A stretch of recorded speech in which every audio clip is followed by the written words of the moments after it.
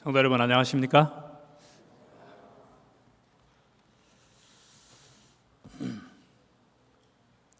오늘 이 안식일에 우리가 같이 말씀을 나누고자 하는 말씀은 누가복음 10장 38절부터 있는 우리 모두가 잘 아시는 그 같은 내용입니다. 누가복음 10장 38절입니다.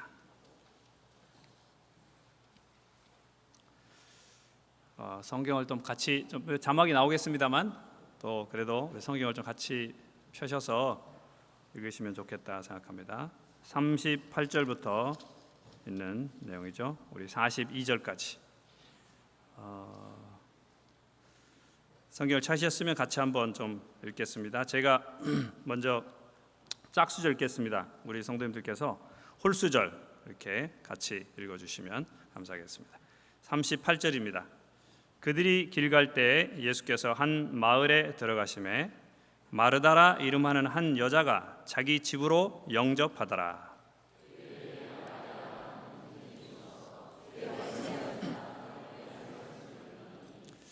마르다는 준비하는 일이 많아 마음이 분주한지라 예수께 나아가 이르되 주여 내 동생이 나 혼자 일하게 두는 것을 생각하지 아니하시나이까. 그를 명하사 나를 도와주라 하소서.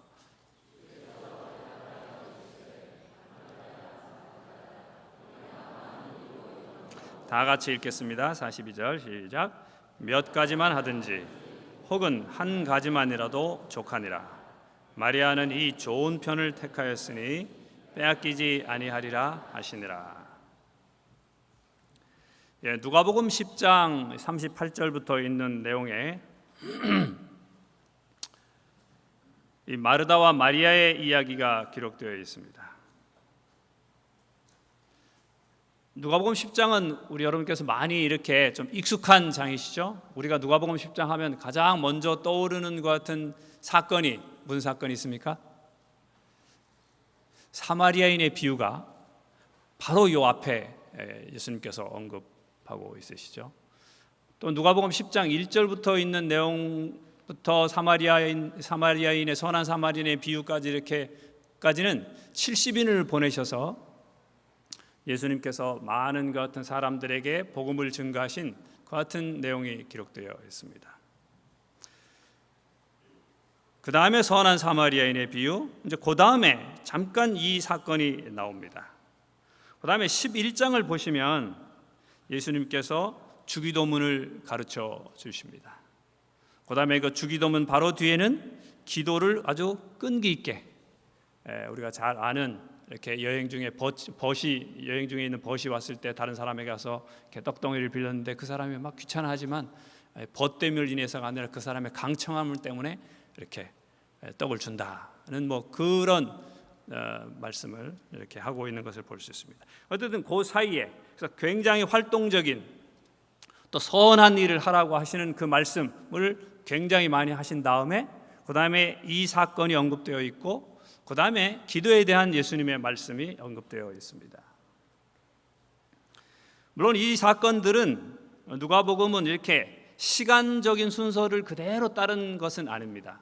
그래서 누가가 이런 사건들을 또 말씀들을 배열할 때는 누가가 생각하고 있는 어떤 의도가 분명히 있었기 때문에 아마도 이렇게 배열하지 않았나 생각이 듭니다. 우린 정확하게 그 의도가 무엇인지는 잘 알지 못합니다. 그렇지만 이 말씀들을 한번 생각해 보면서 특별히 오늘 나오는 이 말씀을 생각해 보면서 우리가 한번 주께서 오늘 우리에게 주시는 귀한 기별들을 생각해 보고자 하는 것입니다. 여기 먼저 이 등장인물을 좀 보겠습니다. 마르다라는 사람입니다. 마르다는 복음서에 3번 등장합니다. 오늘 나오는 이 본문이죠. 근데 마르다는 한 번도 마르다 혼자만 등장하지는 않습니다. 마르다와 오늘 마리아 함께 등장하고 그 다음에 두 번째 등장하는 것이 요한복음 11장에 나사로를 살리신 사건에 마르다와 마리아와 나사로 세 사람이 함께 등장합니다. 그 다음에 마지막으로 요한복음 12장에 이 마리아가 예수님께 향유를 붓는 것 같은 사건이 나오는데 그때 마르다가 잠깐, 마르다는 일을 하고라는 말씀으로서 그 자리에 마르다가 함께 있었다라는 것을 이렇게 암시해 주고 있습니다. 저런 마리아는 성경에 단독으로는 등장하지 않고 그의 형제들이었던 마리아 또는 나사로와 함께 등장하면서 주로 그의 모습이 어떤 모습이었느냐, 굉장히 부지런하게 일을 하고 있는 같은 모습으로 등장하고 있습니다. 여기에 또 다른 등장인물이 등장하는데 그 같은 마리아입니다. 여기에 나오는 마리아는 나사로와 마르다의 형제인 마리아임이 분명합니다. 우리가 이렇게 소위 말하는 베다니에 살고 있는 마르다라고 볼 수 있습니다. 이렇게 정확하게 마르다, 마리아, 그 다음에 나사로가 누가 더 나이가 많았는지, 더 오빠인지, 혹은 동생인지, 언니인지는 사실 성경에는 정확하게 나와 있지는 않습니다. 그렇지만 주로 마르다가 먼저 언급이 돼 있고 마리아가 이렇게 언급이 되는 걸 통해서 볼 때 아마도 마르다가 언니일 가능성이 훨씬 높습니다. 예언의 신에도 그냥 시스터라고만 나와 있지 우리가 잘 아는 이렇게 elder sister 이런 말이 한 번도 없습니다. 그렇지만 전승이라든지 모든 정황들을 볼 때 아마 마르다가 언니였을 것으로 생각이 되죠. 이 마리아에 대해서 우리가 언급할 때 항상 이렇게 좀 혼동되는 것들이 있습니다. 또 상당히 이렇게 퀘스천을 가진 부분들이 있고 또 신학자들 사이에서도 굉장히 많은 논란이 있는 것들이 있는데 그것이 무엇이냐면 여기에 나오는 이 베다니의 마리아와 소위 우리가 잘 알고 있는 예수님의 제자로서 언급되어 있는 막달라 마리아는 도대체 같은 인물이냐 또한 다른 인물이냐 하는 것에 대해서 굉장히 많은 여튼 논란들이 있어 왔습니다. 지금도 여전히 논란 중입니다. 여러분께서 여기 찾아보시면 그래서 이 향유를 머리에 부은 사건도 이것과 관련지어서 마리아가 베다니 마리아냐 막달라 마리아냐 이건 논쟁과 더불어서 향유를 머리에 부은 사건이 어떤 사람은 한 번밖에 없었다. 어떤 신학자는 2번 있었다. 초기에 한 번 있었고 나중에 이렇게 십자가 바로 직전에 한 번 있었다. 어떤 사람은 이 향유를 머리에 부은 사건이 3번 있었다. 이렇게 주장하는 사람들까지 있습니다. 그래서 동일 인물이다, 아니다. 여러 가지 예들을 얘기하고 있습니다. 그래서 사실 성경의 내용으로 보면 이 베다니 마리아와 막달라 마리아가 동일인이냐 아니냐 하는 것을 이렇게 판단하기 쉽지 않고 그냥 다른 사람처럼 보입니다. 그러나 이제 예언의 신에는 이렇게 말씀하고 있습니다. 시대 소망에 예수님의 머리에 이렇게 향유를 부은 사건을 언급하면서 이런 말씀을 하고 있습니다.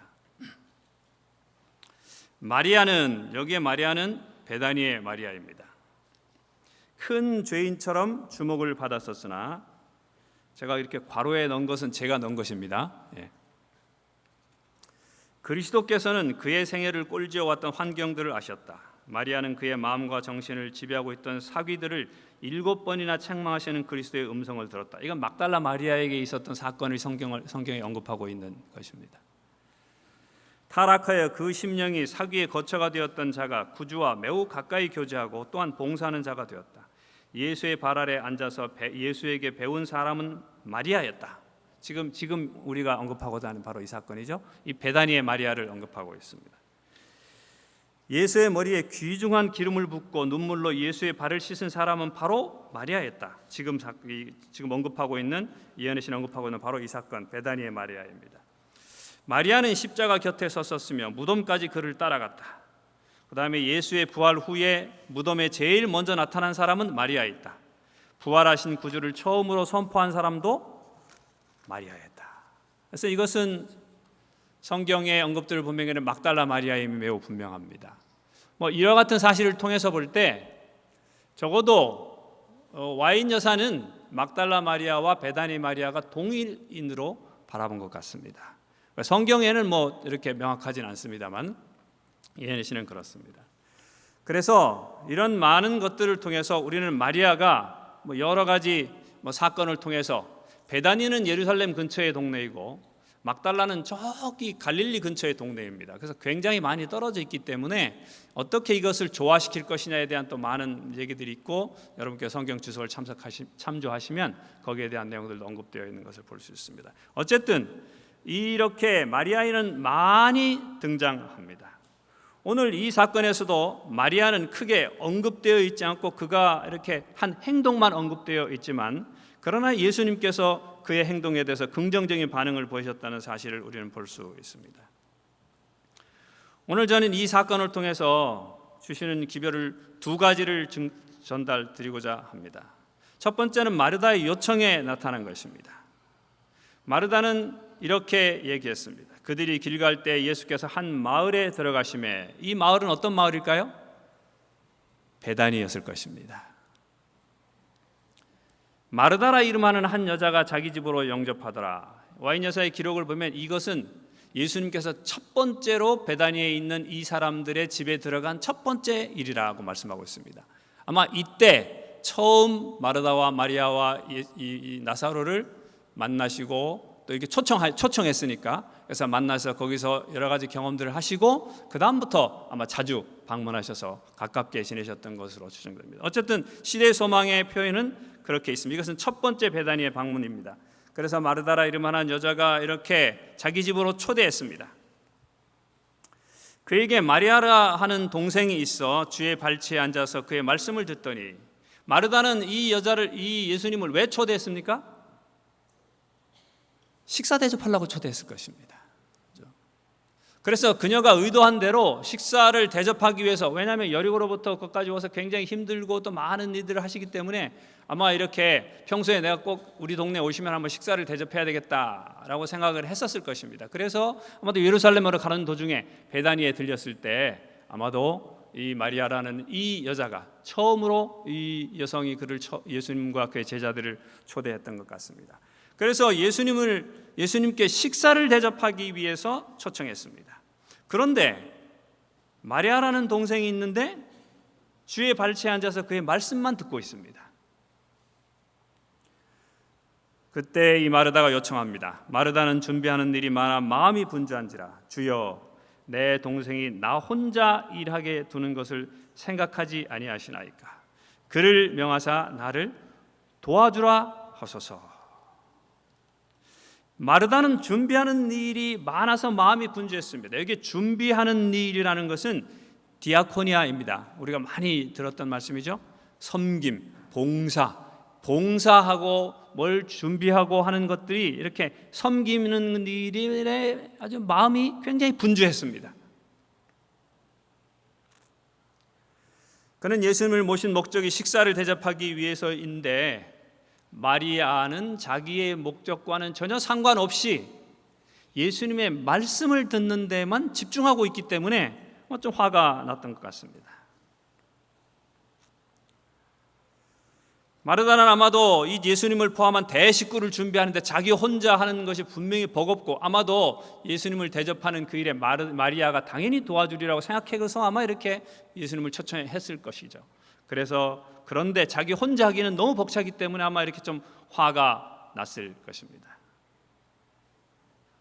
또 두 번째로, 그 당시에 시대 상황에서 이 랍비가 말씀을 하는데 여성이 가서 이렇게 바로 그 앞에 앉아가지고 말씀을 듣고 이런 것은 굉장히 어색한 일이었습니다. 그런데 마리아, 이 자기 동생이 거기 가서 더 앉아가지고 제일 앞에 앉아가지고 예수님의 말씀을 이렇게 듣는 그런 모습을 볼 때 막 굉장히 당황스럽고, 그 시대의 상황이 아마도 일치하지 않는 그런 것이었을 것이라고 생각합니다. 그래서 야, 빨리 나와, 너는 그 자리에 있으면 안 돼, 혹시 그렇게 생각했을지도 모릅니다.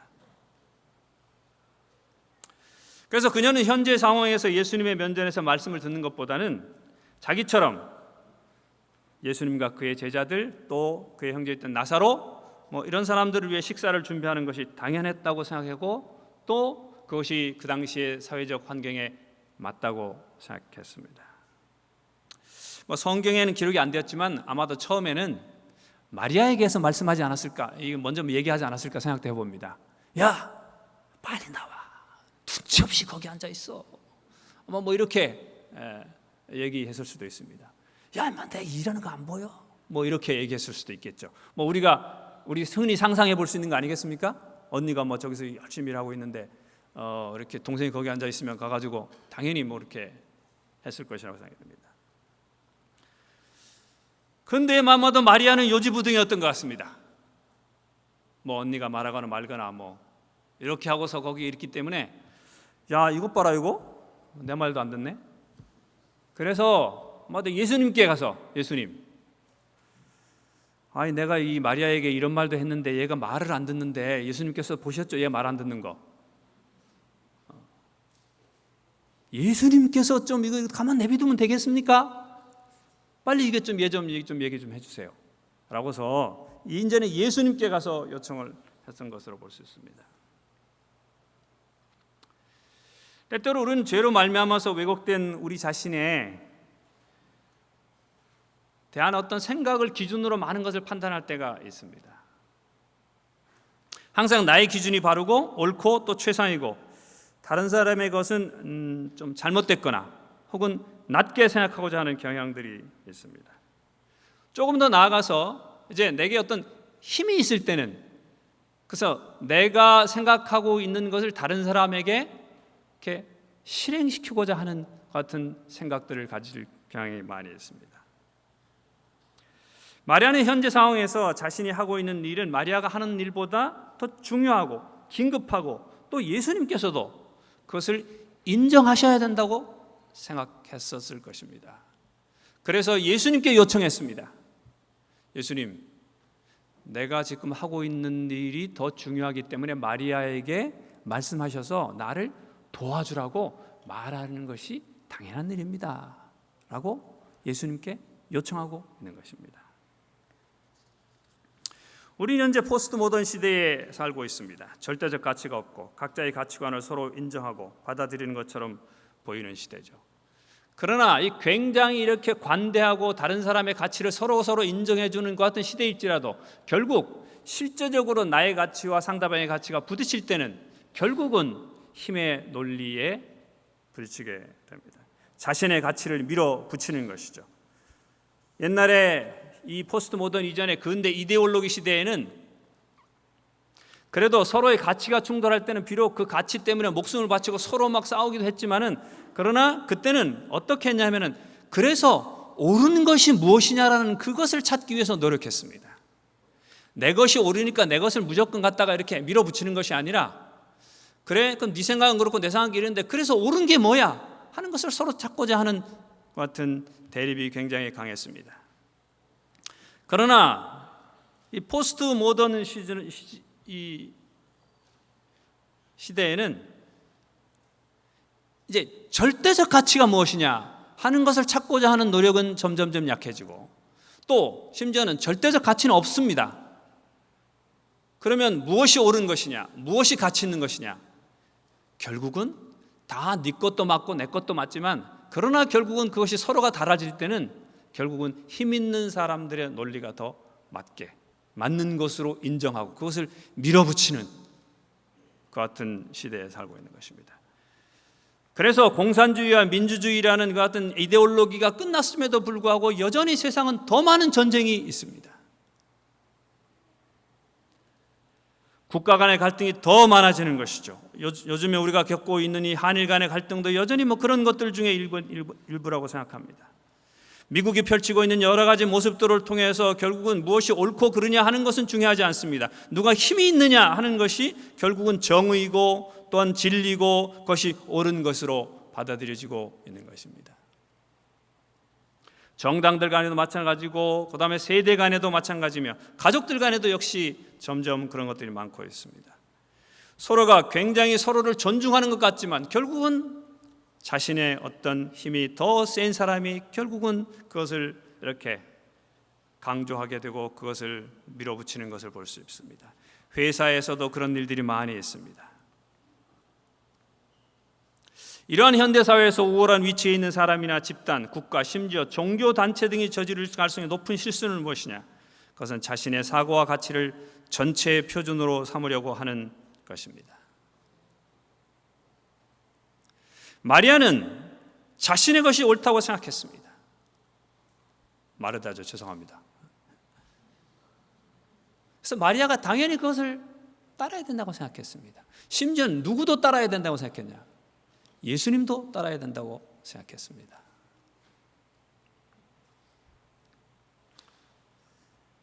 현대인의 힘이란 무엇입니까? 그건 지식이 많은 것일 수 있습니다. 정보를 많이 가진 것일 수 있습니다. 배움이 많은 것일 수 있습니다. 위치가 높은 것, 직업적인 것에서 어떤 하이어라키 같은 것들, 그 다음에 돈이 많은 것, 또 내가 영향력 있는 것, 또한 이 동양사회에서는 또 나이도 굉장히 큰 영향력입니다.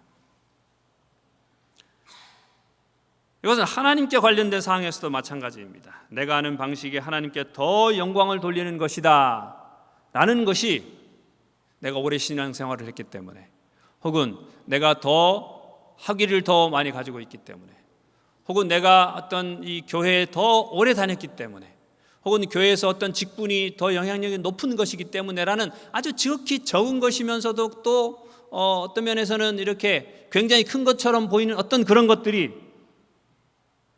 때때로 우리는 내가 하는 방식이 하나님께 더 영광을 돌리는 방식이라고 생각하고 그것을 주장하고 그것을 강조하고 그것에 대해서 다른 생각을 가지고 있을 때 우리는 굉장히 또 이렇게 마음 아파하는 것을 볼 수 있습니다. 다른 사람의 방식을 인정하기를 굉장히 주저합니다. 나아가서는 내가 조그마한 힘만 있어도 그것을 지렛대 삼아서 나의 생각을 관철시키고자 하는 것이죠. 가인이 그러했습니다. 자신의 방식을 하나님이 받으셔야 한다고 생각했습니다. 바리새인과 세리에게 대해서 바리새인이 그러했습니다. 심지어 우리 예수님께서 말씀하신 것처럼 사람의 생명을 취하면서도 그것이 하나님께 영광이라고 생각하게 될 것이라고 말씀하고 있습니다. 예수님의 죽음은 하나님을 섬기지 않는 사람들이 그 예수님을 죽게 하고자 노력한 것이 아닙니다. 오히려 빌라도를 비롯한 많은 같은 이 소위 세상의 임금들은 그를 살리고자, 왜냐하면 그가 무죄했기 때문에 노력했지만, 하나님을 섬기는 사람들이 하나님을 섬기는 사람을 죽게 하고자 노력한 것입니다. 왜 그렇습니까? 하나님을 섬기는 방식이 다른 것이죠. 자기가 생각하는 것이 맞기 때문입니다. 세상 기독교 역사를 통해서 볼 때 수많은 순교자들은 하나님을 섬기지 않는 사람들 때문에 죽은 것이 아닙니다. 하나님을 섬기되 다르게 섬긴다는 것 때문에 엄청 많이 죽은 것이죠. 마지막 시대 사탄의 공격도 역시 마찬가지일 것입니다. 우리는 이와 같은 사실들을 통해서 오늘 우리가 가지고 있는, 비록 그것이 어떤 것인지 모르지만은, 그러나 내가 나이가 들수록 혹은 학위가 많아질수록 또 공부를 많이 할수록, 교회에 오래 다닐수록, 사업이 잘 될수록, 책임을 지는 위치가 더 높아질수록, 또 나의 영향력이 더 커질수록 우리는 포용적인가 하는 것입니다. 아니면 나의 생각을, 내가 중학교 나왔으면 안 그랬을 텐데, 혹은 고등학교 나왔으면 안 그랬을 텐데, 대학 나왔으면 안 그랬을 텐데, 제가 박사학위를 가지고 있기 때문에 혹시 내 생각이 그렇지 않은 사람보다 더 맞을 거야, 그래서 내 생각을 그들에게 강제하려고 하는 그 같은 마음을 혹시 우리가 가지고 있다면, 오늘 마르다의 사건에서 이것은 굉장히 단순한 사건입니다. 아주 간단한 사건이죠. 그럼에도 불구하고 나중에 예수님께서는 사실 굉장히 많은 사람들한테 봉사를 받으셨습니다. 그러나 이 첫 번째 방문에서 예수님께서는 마르다의 이 생각들에 대해서 말씀을 하고 있는 것처럼 보입니다. 마치 출애굽한 다음에 이스라엘 백성들이 아말렉과의 전투를 하게 된 그 첫 번째 전투에서 모세가 손을 올리면 이기고 손을 내리면 지는, 너무나 단순하고 너무나 간단하고 너무나 어떤 면에서는 이렇게 좀 미신적인 그 같은 방법을 제시했던 것처럼, 그러나 나중에 이 수많은 이 여호수아가 전투를 해도 한 번도 그렇게 한 적이 없었지만은 이 전투를 기록하라고 말씀하셨던 것처럼 승리는 어디서 오느냐 하는 것을 알려주셨던 것처럼, 이렇게 오늘 이 첫 번째 마르다의 집에 방문했을 때에 있었던 이 사건을 기록하게 하심으로써, 사실 이것은 기록 안 해도 됩니다. 간단한 일이죠. 그러나 누가는 70인의 방문회가 어떤 활동적인 방문, 또 거기 갔다 와서 정말 이 70인들이 말이죠, 그 예수님의 이름으로 어떤 놀라운 일들이 일어났는지 설명하고, 또한 선한 사마리, 선한 이웃이라는 게 도대체 무엇이냐, 또 그 이웃에게 우리가 해야 될 일이 무엇인가를 말씀하신 바로 그 다음에 이 말씀을 하시고, 누가가 그것을 기록했던 이유는 바로 이 이유가 아닌가 생각하는 것입니다. 그것이 아무리 멋있고 모든 사람들이 그것을 칭찬하고 모든 사람들이 정말 그것에 대해서 긍정적이고 할지라도, 우리는 우리가 가지고 있는 생각들, 우리가 가지고 있는 사고들, 우리에 있는 가치관들, 혹은 내가 가지고 있는 신앙관들일지라도 우리가 다시 한번 깊이 생각하고, 그것들을 혹시 사회적 약자에게, 혹은 나보다 좀 경험이 적은 어떤 사람들에게, 혹은 영향력이 적은 어떤 사람들에게 강제하려고 하는 마음들이 조금이라도 있다면, 오늘 이 사건에서 오늘 우리에게 주시는 대단히 중요한 기별이라는 사실을 생각해야 할 것입니다. 혹시 우리는 그렇게 하지 않고 점점 더 다른 사람을 이해하고 그의 삶이 더욱더 아름답게 변해가도록 돕고 있습니까? 우리가 항상 생각해야 될 것은, 나에게 하나님께서 영원한 시간을 주시면, 점점 나이가 들게 하면, 혹시 더 영원한 시간을 점점 더 시간을 많이 주면, 혹은 내 지위가 점점 올라가게 된다면, 혹은 내가 영향력을 행사하는 사람들이 지금 한 사람밖에 없지만, 두 사람밖에 없지만 5사람, 10사람, 100사람, 1000사람으로 점점 많아지게 하신다면, 나는 그 사람들의 삶에 정말 도움이 되는 그 같은 좀 더 포용적이고 관용적인 사람이 될 것인가? 아니면 그런 영향력이 점점 넘어갈수록 그 사람들이 내 영향력 속에 있을 때 내가 가지고 있는 이 가치관을 그대로 따르고자 하는 그런 사람으로 변모할 것인가에 대한 내용들을 생각해 보는 것입니다. 두 번째, 여기에 대한 예수님의 응답입니다. 마르다의 이름을 2번 부르시고 이렇게 말씀하셨습니다. 마르다야, 내가 많은 일로 염려하고 근심하지만 몇 가지만 하든지 혹은 한 가지만이라도 족하니라. 마리아는 이 좋은 편을 택하였으니 빼앗기지 아니할 것이다. 어떤 사람들은 이게 반찬의 가짓수 너무 많이 하지 말라고 하시는 것 같은 그죠? 예수님께서 반찬 너무 많이 하시려고 하신 말씀 같지는 않습니다. 물론 그렇게 우리가 받아들여도 됩니다만, 그래서 원문에는 많은 일 혹은 한 가지 일이 있습니다. 이렇게 몇 가지만이라는 것은 이렇게 많은 번역에 나와 있잖아요. 영문 성경에도 KJV라든지 NIV도 많은 일과 한 가지만 나와 있습니다. 많은 일들을 하시면 좋지만 그것을 마음을 분산시키고 근심하게 한다. 그러나 더 적은 것 또는 한 가지면 충분한데, 마리아는 이 좋은 것 빼앗기지 않을 것이다. 한 가지면 충분해요. 반찬이 한 가지만 있어도 충분하다 이런 개념보다는, 한 가지 일은 많은 일이 있지만은 그 중에서 한 가지 일은 꼭 놓치지 말아야 된다는 것입니다.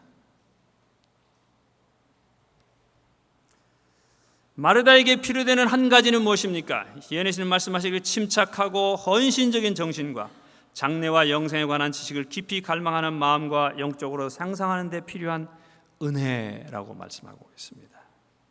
부자 청년에게 예수님께서 말씀했습니다. 내게 오히려 한 가지 부족한 것이 있다. 오늘 마르다에게 말씀하시는 것의 핵심은 무엇입니까? 마르다야, 마르다야, 이 2번 아주 친절하게 부르신 다음에 나를 대접하는 것이 필요한 것이 아니라 너에게 꼭 필요한 것은 나에게서 받는 것이다 라는 것입니다. 성도 여러분, 마르다는 예수님께 식사 대접을 하기에 초대했습니다. 그의 목적과 의도는 선하고 그는 아주 정성껏 준비했을 것입니다. 그러나 주님은 그렇게 주님께 드리려 하기보다는 주님께 받으라는 것입니다. 주님께 드리려는 노력을 기울이는 것보다 주님께로부터 받기 위해서 노력하라는 것입니다. 여러분, 우리는 신앙생활을 오래 하다 보면 자꾸 주님을 위해 무엇을 해야 한다고 생각합니다. 또 우리는 많은 교회의 어떤 일들을 통해서, 또 교회의 많은 내용들을 통해서 우리는 또 그렇게 하는 것이 성숙한 신앙인처럼 이렇게 또 말씀이 증거되는 경우도 많이 있습니다. 물론 그렇습니다. 그러나 그것은 대단히 기특한 생각입니다만 우리가 기억해야 될 것은 주님께 필요한 것은 아무것도 없고 그것은 그분이 기뻐하시는 핵심이 아니라는 것입니다. 주님의 필요를 채울 만한 것은 우리가 가진 것 중에 아무것도 없습니다. 그런데 우리는 자꾸 신앙이 좀 오래되고 성숙하고 또 우리가 좀 영적으로 좀 이렇게 큰 사람이 되면 내가 주님을 위해서 무엇을 해야 한다고 생각하기가 쉬운 것입니다. 오늘 마르다에게 첫 번째 방문에서 마르다와 마리아의 사건을 통해서 오늘 우리에게 주시고자 하는 핵심적인 기별은 바로 그런 것 같습니다. 아까도 말씀드렸지만 이후에 예수님은 시몬의 잔치에서도 대접을 받으셨고 또 마태의 잔치로부터도 대접받으셨습니다. 또 예수님을 따라다니면서 실제로 아마도 많은 여성분들이 이렇게 예수님을 도와드린 것 같습니다. 대접을 많이 했을 것입니다. 예수님께서 다 받으셨어요. 그럼에도 불구하고 이 첫 번째 마르다와 마리아의 가정에 첫 번째 방문했을 때 예수님은 이 사건을 통해서 내게 정말 필요한 것은 너희들이 나한테 무엇인가를 대접하기 위해서 애쓰는 것이 아니야. 내가 정말 기대하는 것은 혹은 내가 이 땅에 온 이유는 나로부터 너희들이 받기를 원하는 것이라는 것입니다.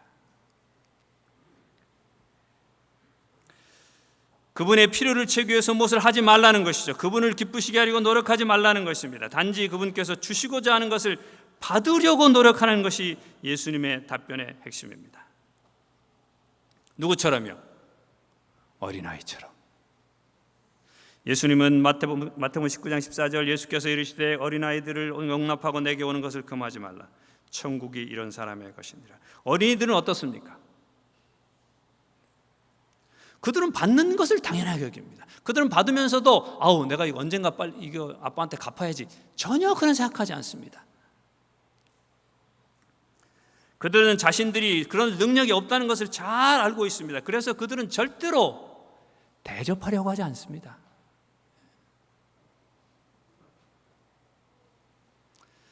근데 우리 이런 어린이들이 점점 커지기 시작하면 어떻게 생각하냐? 어머니 아버지께 내가 무엇인가를 좀 대접해 드려야지. 그게 컸다는 증거라고 생각하는 것입니다. 그러나 여러분, 예수님께 나와서 마음을 드렸던 사람들은 사회적 약자들이었습니다. 자신들이 대접할 것이 없다는 것을 너무나도 잘 알고 있었고 그래서 받고만 있을 수밖에 없는 사회적 약자들입니다. 그래서 예수님의 제자들은 어부들이었고 세리들이었고 창기들이었고 병자들이었습니다.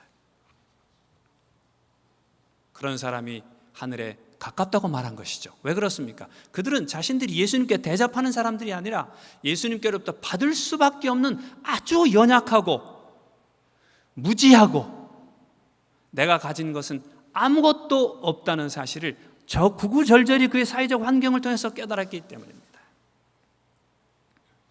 그래서 그들은 그들의 가치관을 다른 사람에게 강요하지도 않습니다. 그들은 그것을 깨달으면서 주님께 받기를 즐겨했고 그것에서 감사했습니다. 종교의 큰 오류는 무엇입니까? 신을 접대하는 것을 큰 미덕으로 여기는 것입니다. 그것을 최고의 선으로 여깁니다. 그래서 제사를 신을 접대하는 것인 것처럼 생각합니다. 신이 무엇인가를 필요해서 무엇인가, 예배, 신이 무엇인가를 필요로 하기 때문에 우리가 이렇게 예배를 드리는 것처럼 생각합니다. 그러나 성경의 하나님은 우리에게 말합니다. 주시는 하나님인 것이죠. 사도행전 17장 25절 또 무엇이 부족한 것처럼 사람의 손으로 섬김을 받으시는 것이 아니니 이는 만민에게 생명과 호흡과 만물을 친히 주시는 이십니다. 하나님은 주시는 분이지 받는 분이 아니에요. 하나님은 받지를 못하시는 분이라고 생각하시는 분이 속 편할 것 같습니다. 그냥. 그러니까 자꾸 하나님은 내가 무언가를 내가 귀중한 무엇인가를 또 열정을 다해서 내가 소위 헌신을 이렇게 해서 드리면 굉장히 기뻐하실 것이라는 생각. 하나님은 아예 이렇게 생각하시면 속 편할 것 같아요. 그냥 너무 극단적이지만 받지를 못하시는 분이에요. 성격적으로 그분은 그냥 주실 수만 원웨이입니다. 그냥. 사무엘하 7장에도 말씀합니다. 내가 나단에게 하나님께서 말씀하셨습니다. 내가 내 종 다윗에게 말하기를 여호와께서 이와 같이 말씀하시되 내가 나를 위하여 내가 살 집을 건축하겠냐? 그 참 기특하다. 그렇지만 여호와가 또 내게 이르노니 여호와가 너를 위하여 집을 짓겠다. 그건 넌 질 필요 없어. 내가 너를 위해 집을 지어줄게. 사도행전 1장 4절에도 사도와 함께 모이사 그들에게 분부하여 이르시되 예루살렘을 떠나지 말고 내게서 들은 바 아버지께 약속하신 것을 기다려라. 사랑하는 성도 여러분, 그러므로 그리스도인의 삶은 어떤 삶인가? 주시는 것을 받는 삶입니다. 그것을 감사하며 즐기는 삶이고, 혹시 여력이 되시면 그것을 나누는 삶인 것입니다. 하나님께 나누려고 하지 마십시오. 나눌 것이 있으면 사람들에게 나누면 되는 것입니다. 하나님께는 전적으로 내가 하나님께 드릴 것이 아무것도 없다는 사실을 인정하고 하나님의 무릎 앞에 겸손히 받는 것입니다. 그것이 받는 것이 여러분 혹시 부이거든 그 부를 누리시기 바랍니다. 혹시 하나님께서 주시는 것이 우리에게 고난이거든 하나님께서 여전히 이 고난을 통제하고 계심을 믿으시면서 받으시면 좋겠습니다. 혹시 우리에게 재능을 주셨으면 그것을 가지고 누리시며 살면 되는 것입니다. 결론입니다. 첫 번째, 저는 결론을 힘을 빼라고 말씀드리고 싶습니다. 여러분 운동할 때 가장 맨날 그 코치들이 하는 얘기가 힘 빼라는 것입니다. 그렇죠? 뭐 대부분의 스포츠가 그렇습니다. 첫 번째로 우리는 인간관계에서 힘을 빼야 할 것입니다. 제가 가져간 가만 보니까 저도 힘이 꽤 있더라고요. 교수 굉장히 힘이더라고요 보니까. 아버지 이것도 굉장히 힘입니다. 남자 이것도 힘인 것 같아요. 나이가 들어가니까 나이도 굉장히 힘인 것 같습니다. 뭐 제가 뭐 이렇게 부자는 아닙니다만 그래도 경제적인 것도 좀 힘이 있는 것 같습니다. 인간관계에서 힘을 빼야 합니다. 그래야지 좋은 인간관계가 맺어지는 것입니다. 두 번째로 하나님과의 관계에서는 우리 자신이 전혀 힘이 없음을 인정하십시다. 그저 우리는 하나님 앞에 받을 수밖에 없는 존재라는 사실을 철저히 인식할수록, 누구처럼요? 어린이처럼 철저하게 인식할수록 우리는 하나님과 좀 더 가까워질 수 있고 하나님의 성품에 조금 더 접근할 수 있게 될 것입니다. 이 힘을 빼고 힘이 없음을 인정한 아주 대표적인 분이 예수 그리스도이십니다. 인간관계에서 힘을 뺀다는 것이 무엇인지를 분명하게 보여주셨습니다. 그는 근본 하나님의 본체시나 하나님과 동등됨을 취할 것을 여기지 아니하셨습니다. 그는 힘이 있는 분이지만 이 땅에 오시고 힘을 다 빼버리셨어요. 인자에 온 것은 섬김을 받으려 함이 아니라 도리어 섬기려 하고 자기의 목숨을 많은 사람의 대속물로 주려 함이니라. 두 번째로 하나님과의 관계에서 자신이 아무런 힘이 없다는 사실을 예수님은 늘 인정하셨습니다. 삼위 중에 하나이신 하나님이지만 사실 하나님과 대등한 분이시지만 그러나 이 땅에 오셔서 그는 요한복음 5장 19절 아들이 아버지께서 하시는 일을 보지 않고는 아무것도 스스로 할 수 없나니 아버지께서 행하시는 그것을 아들도 그와 같이 행하느니라. 사랑하는 성도 여러분, 히브리서 12장 2절 믿음의 주여 또 온전케 하시는 예수를 항상 바라보십시다. 그래서 우리의 인간관계 속에서 내가 가진 혹시 조그만한 힘이 있다면 힘을 빼고 하나님 앞에서는 전적으로 마리아처럼 나는 그저 받기만 할 뿐이다. 나는 그저 받을 수밖에 없는 존재다. 왜? 아무런 힘이 없으니까. 라는 사실을 전적으로 인지하며 하나님 앞에 오늘도 나가셔서 하나님께서 오늘 주시는 풍성한 것들을 많이 받으셔서 일주일도 주시는 그 모든 것들을 잘 누리시고 지내시기를 진심으로 간절히 바랍니다. 기도하겠습니다. 하나님, 우리가 여전히 받을 수밖에 없고 드릴 것이 아무것도 없는 어린아이에 불과하다는 사실을 기억하게 도와주시옵소서. 우리가 어른인 것처럼 생활하지 않도록 도와주시고 끊임없이 주님과 함께 있어야 하고 주님의 음성이 들리는 곳에 있어야 하는 존재임을 기억하게 하시옵소서. 우리의 직책과 책임과 연수와 재물과 재능으로 인해 우리가 주님께 드릴 만한 무엇이 있는 줄 알고 주님을 대접한다고 주님의 무릎 앞을 떠나지 않게 도와주시옵소서. 일주일 우리가 주께서 맡겨주신 소명의 일터에서 열심히 살겠습니다. 주님께서 우리에게 주신 것에 감사하며 나누며 살겠습니다. 그때에도 많은 일로 인해 마음이 분주해서 주님과 떨어지지 않기를 원합니다. 우리 바로 곁에 주님이 늘 계심을 인식하며 잘 살다가 다음 안식일에 우리 모두 승리의 개가를 부르며 만나게 도와주시기를 우리와 함께 하시는 예수님의 이름으로 간절히 기도드립니다. 아멘.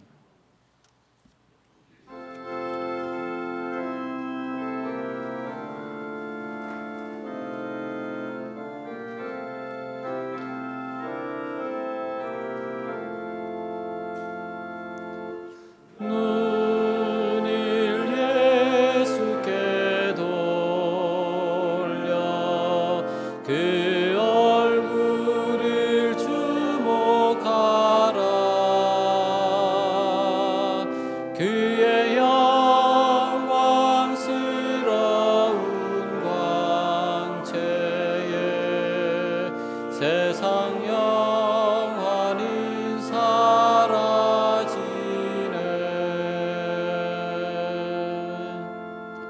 이제는 우리 하나님의 크신 사랑과 예수 그리스도의 은혜와 성령의 교통하심이 일주일 동안 또 이 험한 세상에서 살아가는 우리 모든 성도들에게 풍성하게 임하시기를 예수 그리스도의 이름으로 간절히 축원하옵나이다. 아멘.